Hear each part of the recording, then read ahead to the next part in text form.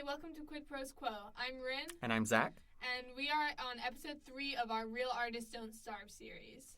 The next principle of the thriving artist, which is the opposite of the starving artist, is the thriving artist goes where creative work is already happening.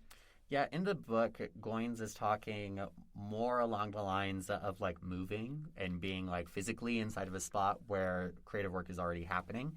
But this can be something, it can be virtual, it can be, less, committal, where it's like, I really don't know if I have the resources to, pick up and move to New York where all the, the big publishing houses are.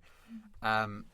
It can be something as simple as getting together with your fellow NaNoWriMo writers when you have your write-ins that are sponsored by your municipal liaisons. Here inside of our area, the NaNoWriMo community actually meets weekly to do a write-in. It's not an opportunity that I have taken advantage of just quite yet, but it is an excellent opportunity to go where the creative work is already happening and to network with other writers and see what they're up to. Yeah, I have gone to those a few times. They're always really good, good people. I don't go most of the time just because it's too hard to get there because I don't have a car. Yep. But it is a fun way to go and collaborate with other people like we were talking about at the end of the last episode. Yeah. If you're looking for a more in-depth discussion of writing groups, you should go back and listen to one of the episodes that Rin did with our previous podcast host, Isa, where they talked specifically about writing groups. Yeah, absolutely. Another way you can go where I want to dive more into going where creative work is already happening online. Yes. It's really fun to cultivate an online space where you're surrounded by other writers. Like, I have several Instagrams. I have, like, my personal one, and then I have my author one, and then I run the Quid Pros Quo Instagram. Mm-hmm. And I very much compartmentalize those. So my personal one is all, like, my friends and family and, like, a couple meme accounts that I really think give me high-quality memes. But my author account is focused on other writers. So I've, like, cultivated this space where if I'm like, oh, I need writing inspiration or I want, like a memes about writing, I go to my author Instagram and, like, go through that feed. If you want a more collaborative space than just going to your Instagram feed, you can go on Discord. There are so many communities. I'm in at least 3 different writing group Discords. So there are lots of options for you out there online, and I just wanted to delve into that a bit. For sure. Some other options are Reddit. Reddit has, communities for everything. I'm a member of several writing subreddits and a world building subreddit, and you get to see some cool stuff of what people are working on, and that's oftentimes how you can open up opportunities to collaborate, is through those online groups. Awesome. The next principle of this thriving artist is the thriving artist cultivates patrons, and we've been talking about patrons since episode 1 of the series, and now we finally get to delve into it. So, what is a patron? A patron is somebody who pays you to make art. It's that simple. During the Renaissance, you had these super rich landowners who worked as patrons for artists like Michelangelo and Raphael, who lived on their estates and who were paid a stipend in order to create their art. These days, that kind of situation doesn't really happen, or at least not with as much frequency as it used to. Yeah, not as far as I'm aware, at least. Yeah. So you're going to have to think creatively about cultivating your patrons. And so if you are an indie author, your readers are your patrons. As they buy your work and as they leave reviews, they are the people who are giving you money to continue to create art. There are other ways that you can cultivate patrons. You can make work one of your day job one of your patrons, as we talked about in episode 1. You can look for grants, apply for artist in residence positions. Those are other examples of finding patrons. one of my favorite ways of doing it is through a service called Patreon, which is a website that allows people to organize grassroots communities of patrons in order to finance their work. There are lots of great resources on Patreon's website if you're interested in learning more. With my experience, it's been reaching out to family and friends who have either read my writing or who know about my writing, and just asking, hey, would you be interested in becoming a patron?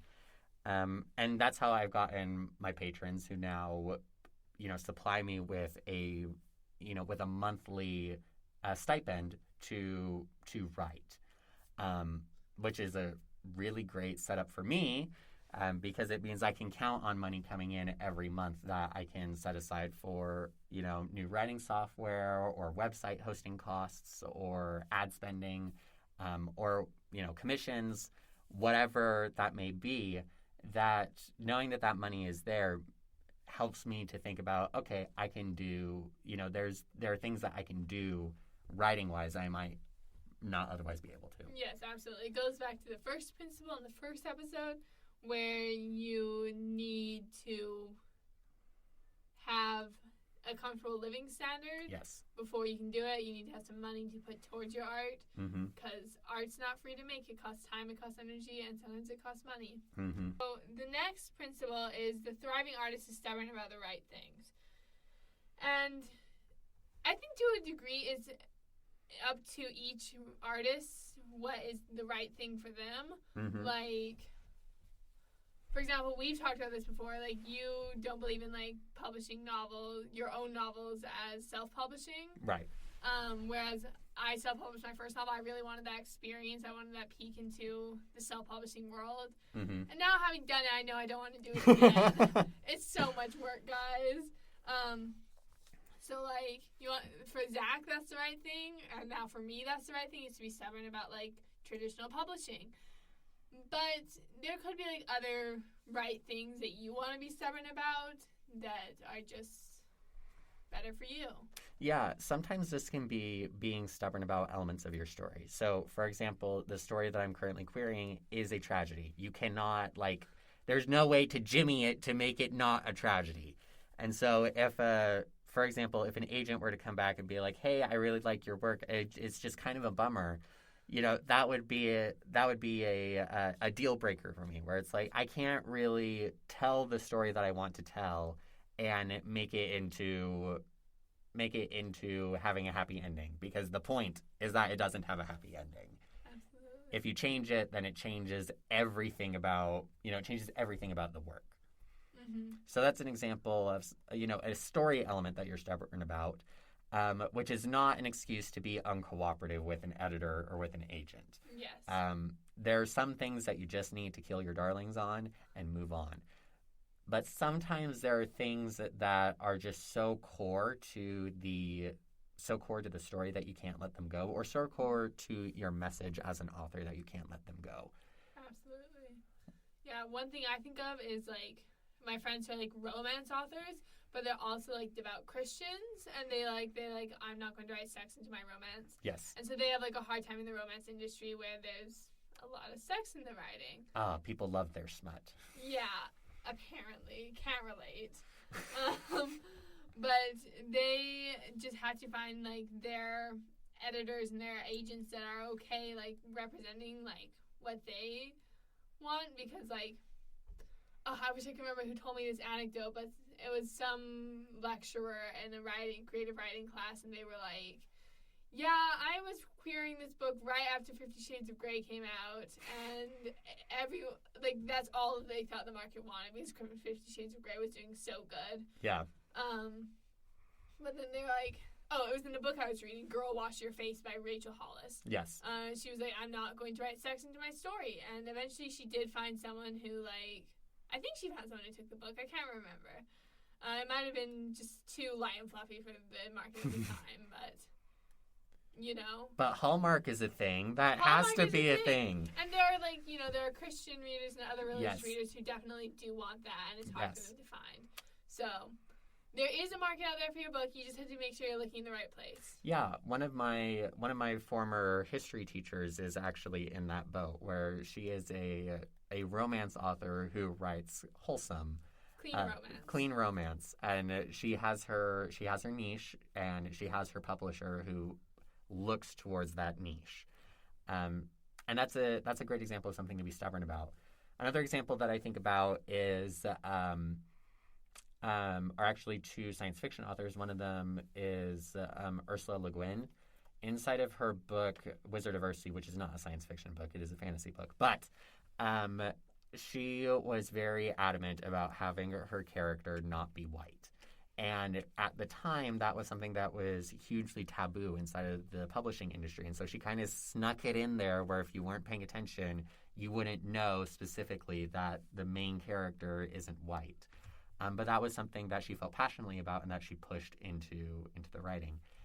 And then I also think about Margaret Atwood, where what she said, she made a commitment to herself before she started writing The Handmaid's Tale, where she said, nothing that happens in this book can't have happened before, with different characters or in a different setting or, whatever. But everything that happens in this book has to be based in some sort of episode that has passed inside of the past, which is part of the reason why The Handmaid's Tale is so horrifying, is because it just feels so close. Veiled reality.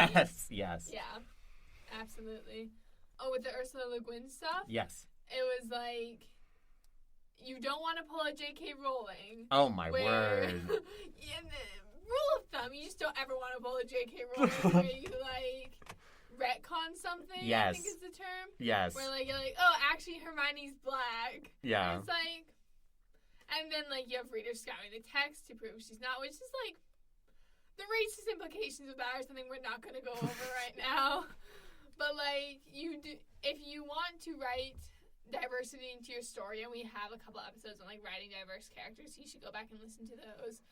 But if you want to write diversity into your story, you should write diversity into your story and, be stubborn about it. Because otherwise you will be pulling J.K. Rowling and being like, oh, actually, Hermione is black and Dumbledore is gay. I think the thing to recognize is that it's not bad if you worked on something and you didn't have the diversity that you wanted inside of it. Mm-hmm. Just make a new character. Yes. Just make a new character.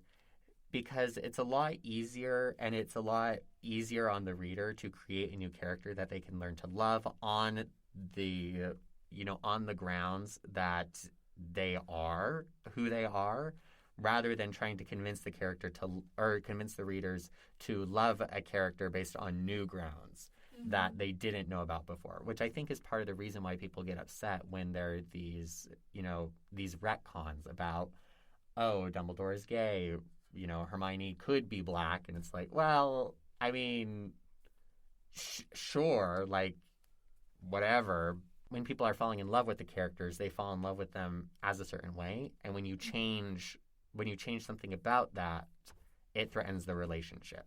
Yes, absolutely.